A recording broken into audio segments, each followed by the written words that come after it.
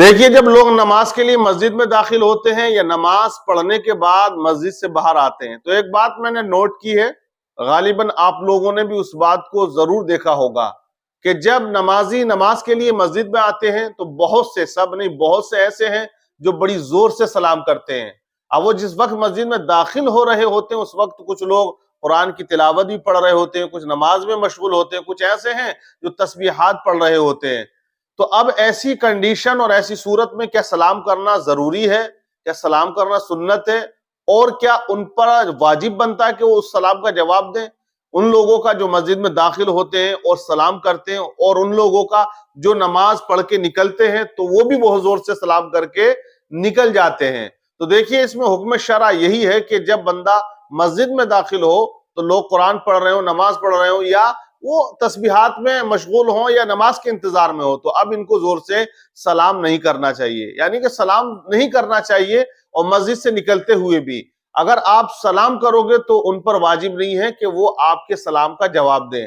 اب کئی بار ایسا بھی ہوتا ہے کہ بندہ بہت زور سے سلام کرتا ہے تو بہت سے لوگوں کو ہو سکتا ہے متشابہ لگے یا ڈسٹرب ہو جاتے ہوں، تو اس لیے شریعت اسلامیہ نے یہاں پر منع فرما دیا کہ آپ وضو کرنے والے کو، کھانا کھانے والے کو، ٹوائلٹ میں کوئی بیٹھا ہے یا استنجا کر رہا ہے، یا استنجا سے مراد یہ بھی ہے کہ وہ بہت سی جگہ جنگل میں ڈھیلا لے کے انسان استنجا کرتا ہے، پاکی کو سکھاتا ہے، مطلب پاک ہوتا ہے، تو اس کنڈیشن میں بھی سلام کرنا بھی اس پہ لازم نہیں ہے اور جواب دینا بھی اس پر واجب نہیں ہے۔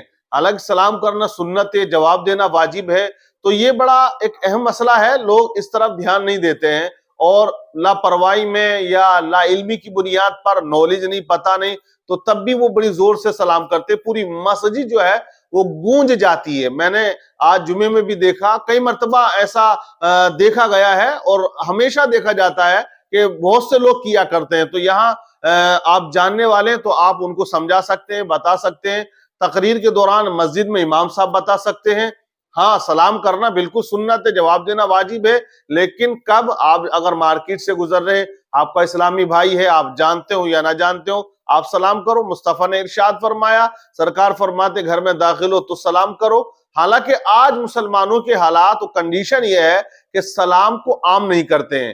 نبی نے فرمایا سلام کو عام کرو، السلام قبل الکلام۔ کیا فرمایا؟ کلام سے پہلے سلام۔ اور آپ دیکھیں حضرت آدم علیہ السلام کو اللہ تبارک و تعالیٰ نے جب بنایا اور روح ڈال دی جاتی ہے، اب وہ زندہ ہوئے تو اس کے بعد کیا ہوا؟ اللہ نے فرمایا فرشتوں کے پاس جاؤ اور آپ ان کو سلام کرو، دیکھو وہ تمہیں کیا جواب دیتے ہیں۔ تو حضرت آدم علیہ السلام نے پہلے سلام کیا، فرشتوں کی جماعت تھی، آپ گئے اور آپ نے کہا السلام علیکم، تو فرشتوں نے جواب دیا اس کا۔ اب دیکھیے نبی نے کیا فرمایا؟ نبی فرماتے ہیں جو زیادہ لمبا سلام کرے گا اسے زیادہ ثواب ملے گا۔ السلام علیکم میں کم ہے، السلام علیکم ورحمت اللہ اس میں اور زیادہ ہے، السلام علیکم ورحمت اللہ وبرکاتہ ومغفرتہ اس میں اور زیادہ ثواب ہے۔ تو جواب بھی دینا چاہیے جو سن لے۔ اور محفل میں جیسے کوئی آتا ہے سلام کرتا ہے، تو اگر محفل میں سے چند لوگوں نے بھی جواب دے دیا یا ایک ہی نے دے دیا تو سب بری ذمہ ہو جاتے ہیں۔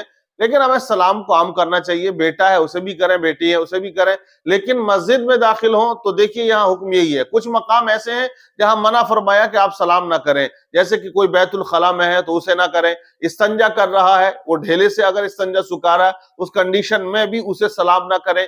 کھانا کھانے کی صورتحال میں بھی مفتیان کرام نے فرمایا کہ آپ وہاں سلام نہ کریں، کیونکہ ہوتا یہی ہے کہ بہت سے لوگ سلام کر لیتے ہیں، تو اب اس میں حکمت بھی یہ بیان کی گئی ہے کہ ہو سکتا ہے اس کے حلق میں لقمہ ہو، وہ کھا رہا ہو، آپ سلام کریں، وہ ہوپلیکس ہو کے جواب دینے لگے کہ پھندا نہ لگ جائے، بہت سی کنڈیشنیں ہوتی ہیں۔ اس صورتحال میں بھی یہاں منع فرما دیا گیا ہے۔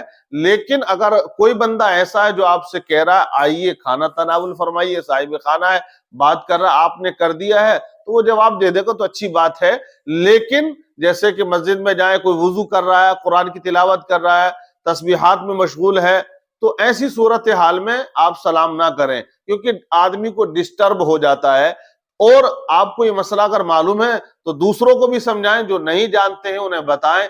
مسجد میں امام صاحب تقریر کے دوران ان مسئلوں کو بیان کر دے تو ہو سکتا ہے کہ بہت زیادہ سدھار لوگوں میں آ جائے اور پتہ چل جائے، کیونکہ میں نے دیکھا کہ بہت زیادہ وہ طبقہ جو نوجوان طبقہ ہے وہ اکثر جو ہے بڑی زور سے سلام کر کے نکلتے ہیں، اور وہ یا تو بتانا چاہ رہے ہیں کہ ہاں صاحب ہم جا رہے ہیں اب. تو بہرحال کئی کنڈیشنیں، کئی صورت حال ہوتے ہیں، تو سلام کو عام کرنا چاہیے.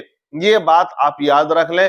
گھمنڈ کو کم کرتا ہے سلام، ثواب زیادہ دیتا ہے سلام. اور اس کے بعد آپ دیکھیے کہ یہ ایک دعا بھی ہوتی ہے کہ جب تم اپنے مسلمان بھائی کو سلام کرتے ہو یا وہ تمہیں جواب دیتا ہے، تو دونوں میں وہی ہے کہ تو بھی سلامت رہے اور تم بھی سلامت رہو، تمہارا مال بھی سلامت رہے، تمہارا گھر بھی سلامت رہے، تمہاری زندگی بھی سلامت رہے، تمہاری تمام چیزیں سلامت رہیں اور آپ ہمیشہ سلامت رہو. یہ ترجمہ ہے نا. لیکن اب مسلمان نہیں سمجھتے ہیں. حالانکہ شوہر بیوی کو کرے، بیوی شوہر کو کرے، لیکن اب کیا ہوتا ہے کہ شوہر کہتا ہے کہ یہ مجھ سے نیچی ہے، یہ تو میری بیوی ہے، میں کیوں کروں، یہ کرے. ادھر بیوی کہتی ہے کہ ہم بھی مرتبے والے ہیں، ہم کیوں کریں، ہمارا بھی مقام گورنمنٹ نے اونچا کر دیا ہے، ہماری بھی چل رہی ہے، ہمارے نام پہ راشن کارڈ ہے تو ہم مکھیا ہو گئے گھر کے، ہم کیوں کریں. تو ان تمام چیزوں میں سائیکولوجی پیدا ہو جاتی ہے. تو بھائی سلام بالکل کریں، سلام کو عام کریں. Good morning, good night, good afternoon, good night, یہ تمام وہ چیزیں ہیں کہ جو ایک انگلش کلچر دیتا ہے، لیکن ان تمام کا مطلب اور ترجمہ وقت سے ہوتا ہے کہ تیری صبح اچھی ہو، دوپہر، شام، رات. لیکن سلام کا جو ترجمہ ہے، جو مطلب ہے، وہ بہت شاندار ہے. اس لیے ہمیں چاہیے کہ ہم سلام کو عام کریں، دوسروں کو بھی بتائیں، اور کبھی جو ہے گھمنڈ نہ کریں، تکبر نہ کریں، یہ چھوٹا ہے، یہ غریب ہے، یہ ایسا ہے ویسا، بلکہ کریں. تمہارا گھمنڈ، تمہارا تکبر کم ہوگا، اور اللہ تبارک و تعالی تکبر کرنے والے کو پسند نہیں کرتا ہے. اللہ نے قرآن میں فرمایا وَلَا تُصَعِّرْ خَدَّكَ لِلنَّاسِ وَلَا تَمْشِ فِي الْأَرْضِ مَرَحًا إِنَّ اللَّهَ لَا يُحِبُّ كُلَّ مُخْتَالٍ فَخُورٍ. جو اکڑ کے چلتے ہیں، جو لوگوں سے چہرہ بگاڑ کے بات کرتے ہیں، اللہ ایسے لوگوں کو محبوب نہیں رکھتا ہے. اللہ کسے محبوب رکھتا ہے؟ اللہ انہیں محبوب رکھتا ہے. قرآن کہتا ہے الَّذِينَ يُنْفِقُونَ فِي السَّرَّاءِ وَالضَّرَّاءِ وَالْكَاظِمِينَ الْغَيْظَ وَالْعَافِينَ عَنِ النَّاسِ وَاللَّهُ يُحِبُّ الْمُحْسِنِينَ. وہ لوگ جو تنگ دستی میں، خوشحالی میں اللہ کی راہ میں خرچ کرتے ہیں اور غصے کو پی جاتے ہیں، لوگوں کی خطاؤں کو معاف کرتے ہیں. واللہ یحب المحسنین. اللہ ایسے لوگوں کو محبوب رکھتا ہے، وہ بندہ اللہ کا محبوب بندہ بن جاتا ہے. تو یہاں قرآن جو ہمیں بتا رہا ہے وہ ہمیں سیکھنا چاہیے اور سمجھنا چاہیے اور اس پہ عمل کرنا چاہیے. نیچر اپنا اخلاق جو ہے وہ اچھا ہونا چاہیے. اللہ تعالیٰ عمل کی توفیق عطا فرمائے. بہرحال آپ لوگ کیا کہنا چاہیں گے کامنٹس کر کے آپ بتائیے گا، اور ویڈیو کو زیادہ سے زیادہ شیئر کیجئے گا.